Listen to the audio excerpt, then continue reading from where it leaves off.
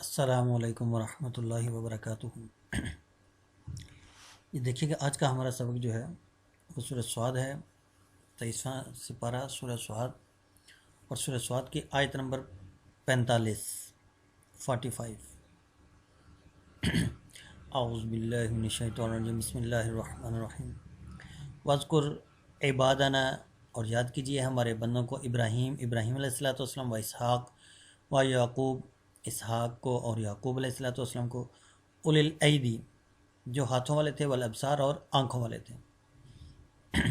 اب یہاں سے اللہ رب العزت ان تین انبیاء علیہ السلام کا اجمالی طور پر اللہ رب العزت ذکر فرما رہے ہیں، اور ان کا ذکر کرنے کے بعد وذکر عبادنا ابراہیم و اسحاق و یعقوب، کہ یاد کیجیے ہمارے بندوں ابراہیم، اسحاق اور یعقوب کو، اولی الایدی، لفظی ترجمہ اس کا بنے گا جو ہاتھوں والے ہیں، والابصاری ای اولی الایدی و اولی الابصاری، یعنی کہ جو ہاتھوں والے اور آنکھوں والے ہیں۔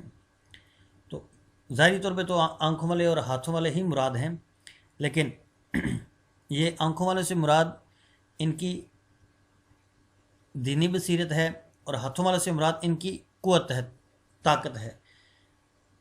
تو اور یہ عربی لغت میں یا عربی زبان میں اولی العید اور ایدی والابصاری، یہ ان دونوں معنوں میں استعمال ہوتا ہے، یعنی کہ اولی الایدی طاقت کے استعمال میں ہوتا ہے، جیسے ہم اردو میں کہتے ہیں کہ اس کے ہاتھ بڑے لمبے ہیں۔ اب اس کے ہاتھ لمبے ہونے سے مراد یہ نہیں کہ صحیح معنی میں اس کے ہاتھ کچھ 10 فٹ کے ہیں، بلکہ مراد یہ کہ وہ بہت زیادہ طاقتور آدمی ہے، اس کے اختیارات بہت زیادہ ہیں۔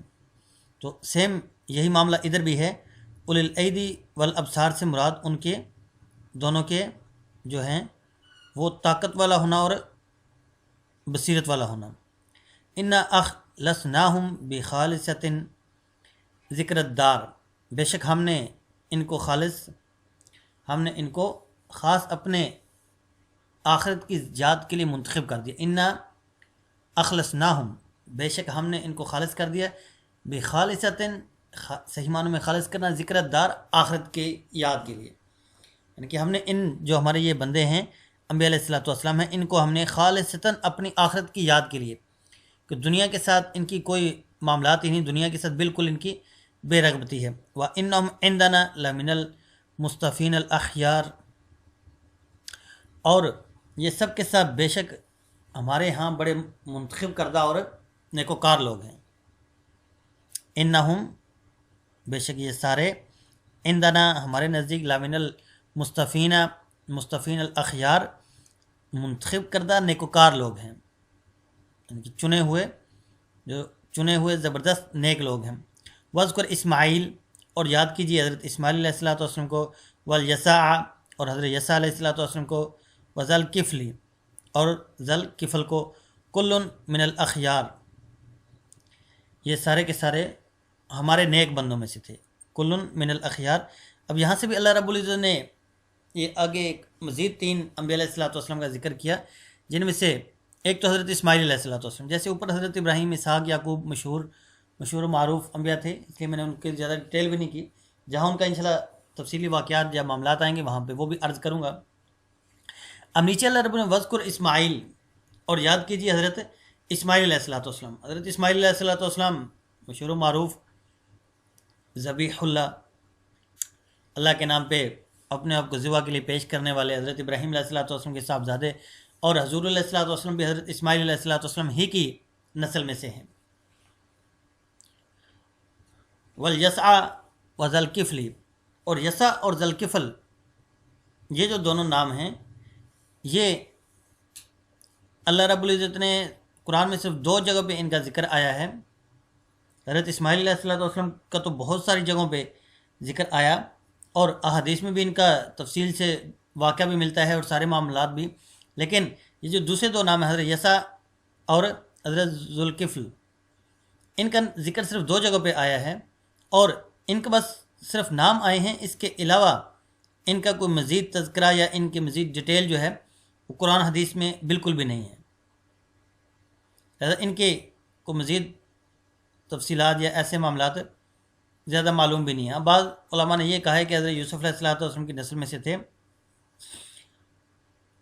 اور یہ حضرت الیاس جو کہ بنی اسرائیل کے ایک پیغمبر تھے، ان کے خلیفہ اور جانشین تھے۔ یہ حضرات جو ہیں یہ حضرت الیاس کے خلیفہ اور جانشین تھے۔ ان کے علاوہ ان کی زیادہ کوئی ڈیٹیل یا زیادہ معاملات ان کے وہ نہیں ملتے ہیں کسی جگہ پر بھی، بس یہاں تک ہی ہے۔ ھذا ذکر، یہ ہے ایک نصیحت، ھذا ذکر یہ ہے ایک نصیحت، وَإِنَّ لِلْمُتَّقِينَ، اور بے شک نیکوکاروں کے لیے، لحسن مآب، ایک اچھا ٹھکانہ ہے۔ ھذا ذکر، یہ قرآن اور یہ واقعات یہ تو نصیحت ہیں۔ وَإِنَّ لِلْمُتَّقِينَ، اور بے شک متقیوں کے لیے، لحسن مآب، اچھا ٹھکانہ ہے۔ جنات عدن، ہمیشہ رہنے والے باغات ہیں۔ مفتحۃ لہ الالباب، ابواب، معذرت الباب نہیں ابواب، اور ان کے دروازے ان کے لیے کھول دیے جائیں گے، مطلب ہمیشہ رہنے والے باغات کے دروازے ان متقیوں کے لیے، پرہیزگاروں کے لیے کھول دیے جائیں۔ جنات عدن، ہمیشہ رہنے والے باغات ہیں۔ مفتحۃ لہ الابواب، اور ان کے لیے ان کے دروازے کھول دیے جائیں گے۔ متکئین فیہا، وہ بیٹھے ہوں گے اس میں تکیے لگا کے۔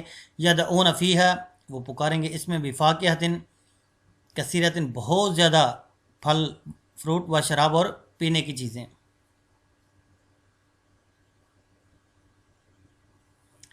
یعنی کہ اب یہ ان کی ایک جنت کے منظر کشی ہو رہی ہے کہ یہ جو متقین آدمی ہیں، جن میں یہ انبیاء علیہ الصلوۃ والسلام بھی، اس کے علاوہ بھی جتنے اللہ کے نیکوکار بندے ہیں، ان کے لیے لحسن مآب، بہترین ٹھکانہ ہوگا، اور ایسے باغات ہوں گے کہ ان باغات کے دروازے ان کے لیے کھول دیے جائیں گے۔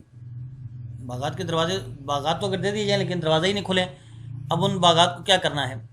تو ایسا نہیں ہوگا، بلکہ باغات بھی ان کو دے دیے جائیں گے، اور ان باغات کے دروازے بھی ان کے لیے کھول دیے جائیں گے۔ متقین فیہا یدعون فیہا، اور وہ وہاں پہ تکیے لگائے، یعنی کہ زبردست ٹھاٹ باٹ اور وی آئی پی انداز میں وہاں پہ بیٹھے ہوں گے۔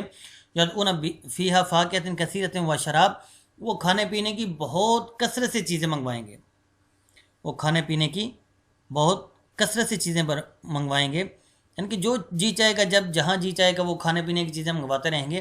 وَعِندَهُمْ قَاصِرَاتُ الطَّرْفِ اطراب، اور وہاں ان کے پاس ہم عمر بیویاں ہوں گی۔ وَعِندَهُمْ، اور ان کے پاس، قاصرات الطرف اطراب، بحیا، ہم عمر بیویاں ہوں گی۔ اب یہاں پہ جنت کے اندر بھی اللہ رب العزت نے اس بات کو دیکھا کہ ہم عمر میں برابری ہونا یہ بھی بہت زیادہ ضروری ہے۔ 1 2 3 4 سال کا کوئی خاص فرق نہیں سمجھا جاتا، لیکن شریعت نے یہ اصول بتایا ہے کہ میاں بیوی کی عمر میں ہم آہنگی ہونی بہت ضروری ہے، برابری ہونا بہت ضروری ہے، مزاج میں، مال میں، تعلیم میں، ان ساری چیزوں میں برابری ہونا بہت ضروری ہے۔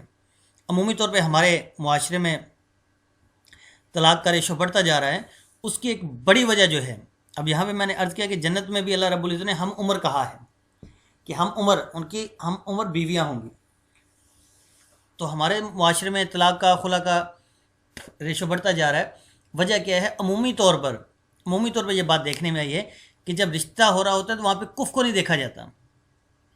کف میں عمر بھی آتی ہے، علم بھی آتا ہے، یعنی کہ تعلیمی قابلیت۔ ایک لڑکی بہت پڑھی لکھی ہے، لڑکا بالکل جاہل، آپ نکاح کروا دیں،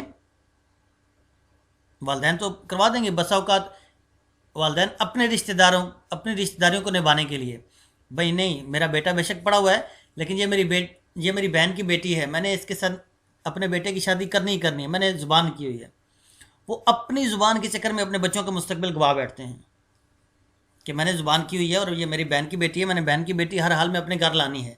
اب وہ نہیں دیکھا کہ وہ میرے بیٹے کے قابل ہے یا نہیں ہے، یا پھر میرے بہن کا جو بیٹا ہے وہ میری بیٹی کے قابل ہے یا نہیں ہے، لیکن عمر میں بھی ڈفرینس آ گیا، کوئی پرواہ نہیں کی، تعلیمی قابلیت میں بھی ڈفرینس آ گیا، کوئی پرواہ نہیں کی، مال میں آ گیا، لڑکی بہت اعلیٰ خاندان کی ہے، لڑکا جو ہے وہ غریب خاندان کا ہے۔ اب نکاح تو ہو گیا، اب وہ بیچاری آسائشوں کے اندر پلی ہوئی، نوکروں چاکروں کے ساتھ ہلی ہوئی، اور یہاں پہ لا کے اس کو خود سے کہا کہ بھائی اب صبح سے اور رات عشاء کے بعد تک کام کرو، اب وہ بیچاری کیسے کرے گی؟ ظاہر سی بات ہے وہ سروائیو نہیں کر پائے گی، وہ اس رشتے کو چاہتے ہوئے بھی نہیں نبھا پائے گی. یعنی کہ میں صرف ایک لڑکی یا ایک لڑکے کی طرف نہیں بلکہ دونوں کی طرف سے بات کر رہا ہوں. دونوں کی طرف کسی کے ساتھ زیادتی نہیں ہونی چاہیے، دونوں کی برابری ہونی چاہیے. پسند ناپسند کا بھی خیال رکھنا چاہیے اور برابری کا بھی خیال رکھنا چاہیے. اگر ان چیزوں کا ہم خیال نہیں رکھیں گے تو ایسے ہی جیسے طلاق کے ریشو بڑھ رہے ہیں یہ مزید بڑھیں گے. ان کی صرف ایک یہی وجہ نہیں عرض کر رہا ہوں، لیکن یہ ایک موضوع آ گیا ہے آیت کے ضمن میں، وَعِندَهُمْ قَاصِرَاتُ الطَّرْفِ اطراب، اور ان کے پاس ہوں گی ہم عمر بیویاں. تو جنت میں بھی جب ہم عمر کو اللہ نے ترجیح دیا تو اس کا مطلب یہی ہے کہ دنیا میں بھی اس چیز کا لازمی خیال رکھنا چاہیے. اگر ہم والدین ہیں تو ہمیں اپنے بچوں کی خوشی ناخوشی کو اور پسند ناپسند کو ضرور دیکھنا چاہیے. یعنی کہ اپنی رشتہ داریاں نبھاتے ہوئے، ہمارے تو 2 4 5 10 سال ہیں، 20 سال ہیں، اس کے بعد ہم نے تو چلا جانا ہے، لیکن یہ بچوں کی ایک لمبی زندگی ہے، انہوں نے زندگی گزارنی ہے. اور ضروری بھی نہیں کہ ہمارے چلے جانے کے بعد، ہو سکتا ہے شادی کے فوراً بعد ہی ان کے مزاج آپس میں نہیں ملے. لڑکی کا بالکل مزاج الگ ہے، لڑکے کا بالکل مزاج الگ ہے. آخر بار 1 2 4 5 سال کے بعد طلاق ہوگی. لڑکی کی عمر بہت زیادہ ہے، لڑکے کی عمر کم ہے، وہ آپس میں نہیں ایڈجسٹ کر پائے. عمر کے فرق سے بھی سوچنے کے انداز اور معاملات بدل جایا کرتے ہیں. آخر کار طلاق ہوگی. لڑکی بہت پڑھی لکھی ہے، لڑکا جو ہے وہ بالکل ہی کم پڑھا ہوا ہے یا جاہل ہے، بہت مشکل ہے نباہ ہونا. آخر کار طلاق تک بات چلی جائے گی. تو جب بھی کسی کا بھی بہن بھائیوں میں سے کسی کی شادی کرنی ہو، بچوں میں سے کسی کی کرنی ہو، تو ان چیزوں کا ہمیں ضرور خیال رکھنا چاہیے کہ ہم کف ضرور اس میں دیکھیں، برابری کو ضرور دیکھیں. اگر برابری کو نہیں دیکھیں گے تو معاملات خرابی کی طرف جائیں گے. ھذا ما توعدون لیوم الحساب، ھذا یہ وہ چیز ہے، توعدون لیوم الحساب، جس کا تمہارے ساتھ وعدہ کیا جاتا تھا آخرت کے دن. ھذا یہ ہے، ما توعدون جس کا وعدہ کیا جاتا لیوم الحساب، قیامت کے دن کے لیے. یعنی کہ یہ وہ ساری نعمتیں ہیں جن کا قیامت کے دن تمہارے ساتھ وعدہ کیا جاتا تھا کہ تم دنیا میں اگر نیکوکار رہو گے، اچھے اعمال کرو گے، اچھے معاملات کرو گے، تو آخرت میں تمہیں اس طرح کے یہ سارے انعامات ملیں گے. تو ھذا ما توعدون لیوم الحساب، یہ ساری وہی نعمتیں ہیں جن کا تمہارے ساتھ وعدہ کیا جاتا تھا. اور آج دیکھ لو کہ ساری کی ساری نعمتیں تمہارے ساتھ پوری کی جا رہی ہیں. ان ھذا لرزقنا، بے شک یہ تو ہماری طرف سے رزق ہے.